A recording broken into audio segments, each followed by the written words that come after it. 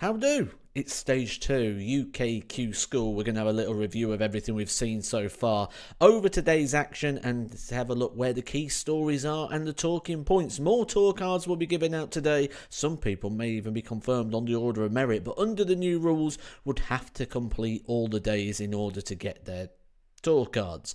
Here are the averages and everything we've seen over the first 4 days. We're going to take a look between the UK and Europe. Now, it was consistent across the first 3 days, phase 1, that the UK was 6 points harder than that we're seeing over in Europe. Now, although it's the same again here, that the UK average is slightly higher, it's not as much as 6 points now as the bigger players have arrived, and it's actually down to 2. That's because we're looking at the top 16 on the Dev Tour, the Challenge Tour, defending tour card holders, all coming in and also losing that bottom end now of the tournament. This is all your content that you're going to be getting here next week. I told you I'd let you know what's coming. We're going to be making videos on every PDC tour card holder that is coming in 2025, notable players that will not be on the tour, how the tours work, that is covering all the information if you are new to darts, how the tours work, how the rankings work, what's a challenge tour, a pro tour, all the little insights that you're going to need, players who may be in danger in regards to the rankings in 2025, and players who are defending very, very little who could make big moves up the rankings. If you're interested in those videos, guys, just go down and hit that subscribe button so you're ready for all your content. There'll be also lots of live streams. That is all coming your way very, very soon. But for now, let's take a look at the opening round at Q School. We're going to take a look for the stories. Graham Hall lost his tour card at the end of last year. He did have a couple of good runs on tour and he started very well at Q School. Tom Sykes had a good run yesterday. He's gone down early, 6-2, only with a 77 average there, so really has opened up the opportunity. Jim Long, the only player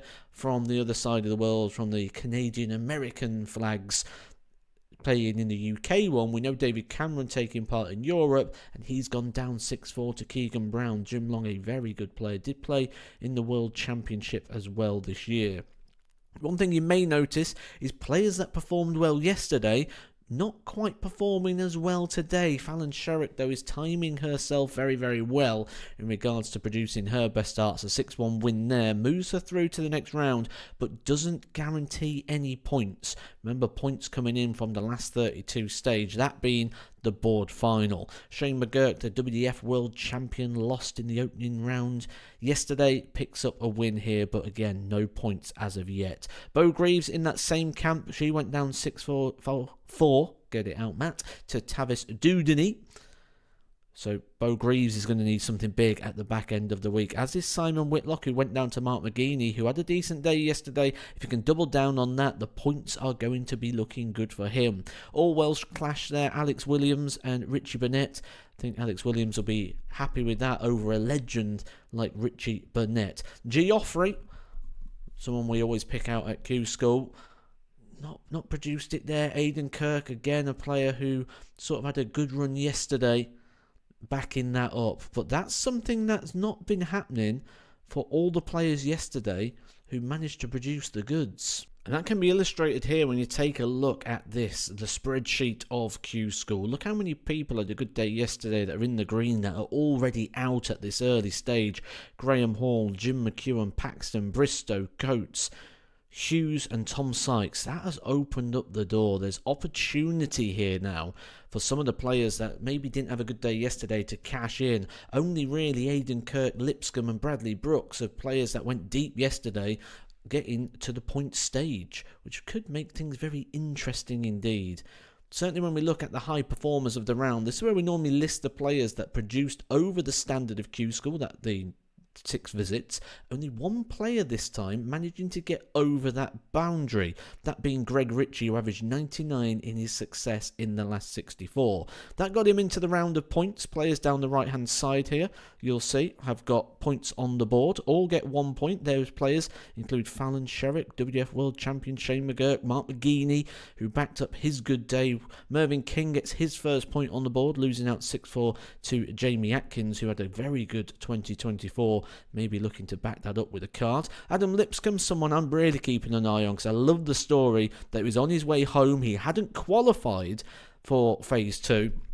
Dave Pallett withdrawing meant that the bar got dropped by one place. Adam Lipscomb, the beneficiary of that. It'd be a great story if he went on to pick up his tour card. A lot of people think Cam Crabtree could be the guy to go on to get his tour card, and maybe it's about time, because he has been a player that's sort of been developing over the years.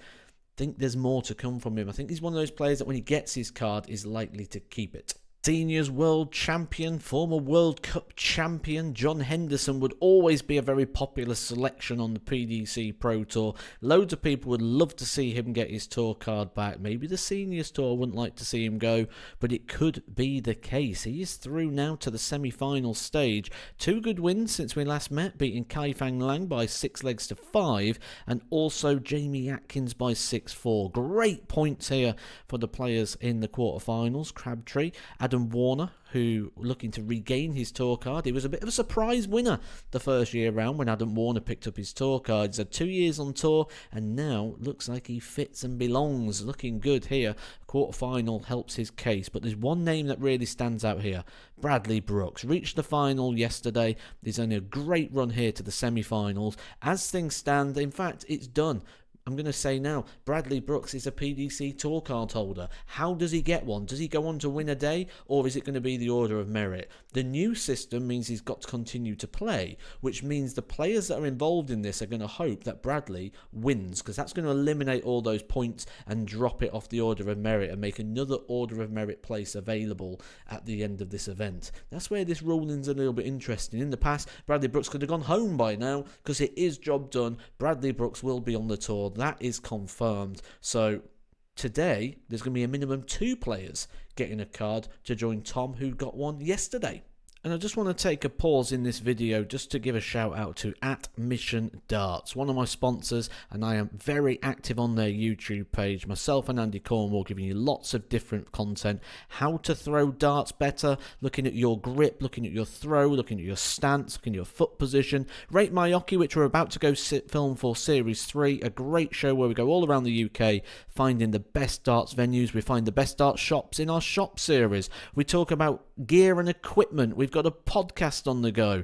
There are tutorials over there. Lots and lots of content for you. If you are a darts fan, please do go check that out. I will put a link down in the video description. Go hit a subscribe over there. It is well worth your time. It's basically me and Andy, but with a bit of budget. Like, it's Edgar TV on a budget. It's great content over there, guys. Highly recommended. Go hit a subscribe over there as well. It will be great to have you on board on the Mission channel as well. The more subscribers, the more we can do. The bigger the budget that goes, which means we can bring you more and more creative content, including things like Hockey Makeover, where in 2025 we're going to be going around the UK, finding venues that are struggling, and we're going to turn them around. We're going to give them a makeover. We're going to sort the board out, sort the lighting, sort the measurements. It's going to be a bit like, Gordon Ramsay's Kitchen Nightmares, but for darts.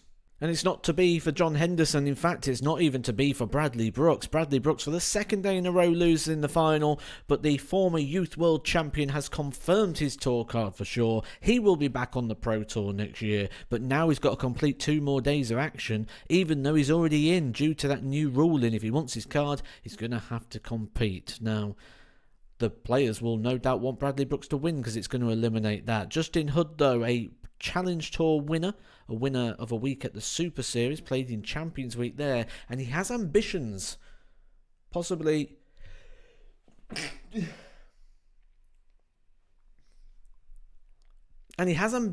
possibly for me, the greatest ambition of any dart player I've ever met. Justin Hood's ambition is to win enough money to buy a Chinese. I don't mean sweet and sour chicken. I mean, Justin Hood wants to buy a Chinese restaurant. That is a dream I can get behind. Come on, Justin Hood. If he wanted a Chinese or a kebab shop, I'm right behind that. Hope he does well. He's on the tour now. Good player. Left-hander. Very dangerous. Be interesting to see how his game develops. Now, unfortunately, I'm not going to be able to do a full review of Q School for the European one today, but we can certainly pick out the key stories, and they are very similar to what we have in the UK. Some of the people who performed well yesterday not producing the goods today. Van der Velde going out in the early stages, Christoph Kachuk, Alexander Merckx, Jimmy Van Ski, who's top of the table, who's pretty much there, needs just a little bit more, but not going to get it today, as isn't Karl Sedlacek. So there's a chance here for people to start to make a bit of a move that are coming off the pace from day one. But we are just going to fast forward and take a look at the end of the session, at the end of the day, and what you'll see here is it's very German dominated. Kai Gottard, a lot of people thought he could be one. He had a runner-up spot in the World Masters. He won a week at the Super Series. He played in the World Championships, beating Alan Suter. He's now a PDC Tour card holder. German dart players are certainly coming, aren't they? Steven Noster, a new player on me, and certainly one who has played very, very well throughout the day. Max Hopp, a bit of a German legend, was carrying the German flag on his back in the early stages of PDC darts. Now got a bit of backing, shall we say, in regards to Martin Schindler, Gabriel Clements. Now doing a bit of punditry and media work, maybe going to be a PDC Tour card holder once again. I know that would be a very, very popular result. One that probably was one of the most watched games at Q School, actually happened in round one. It did involve Max Hopp when he beat Marcel Scorpion by 6 legs to 2. Again, look at that average, 85.43. I saw someone in the comments section yesterday say Marcel Scorpion is a real good case in point for what can be shown if you just have a passion for this sport and you put in the hours. He's a case in point. He's not really somebody who a few years ago was averaging in the 60s. Now he's competitive at Q School. Imagine if he got a card. That would be a great story. Tomorrow I will go back to being able to do both of the Q Schools and covering them both. But for now, let's take a quick look at the points. Points do play a big part at Q School, and I was told 5 points plus legs would be the estimate, which if that is the case, Steven, Titus Canick, Jimmy Van Ski and Cord Decker would be looking good, but that leg difference needs to be strong. 12 positions will get a card as things stand. Max Hopp currently in a position to get a tour card. Mike Kuyvenhoven and Karl Sedlacek looking to bounce straight back onto the tour. Andreas Harrison's one to keep an eye on, just off the pace in regarding to legs at the moment, but could go on a deep run. Ben Robb, Jeffrey Deswan, but there is Mr. Scorpion. 2 points. He's not far away, is he? Only 15 spaces currently off a tour card position. All to play for on day 3 as Q School will start to shape up. And I'll be covering it with double videos tomorrow right here on Edgar TV. If you can't follow it, I've got you covered. Just make sure you hit that subscribe and I'll do the rest. Not only am I doing this, I'm also going to be doing it for all the Pro Tours throughout the year. Even the ones I'm going to be commentating on, I will give you a roundup at the end of the day. So you get to know all the stories, where to look, who's in the majors, who needs what, right here on Edgar TV, your one-stop location for your darting knowledge. Catch you soon.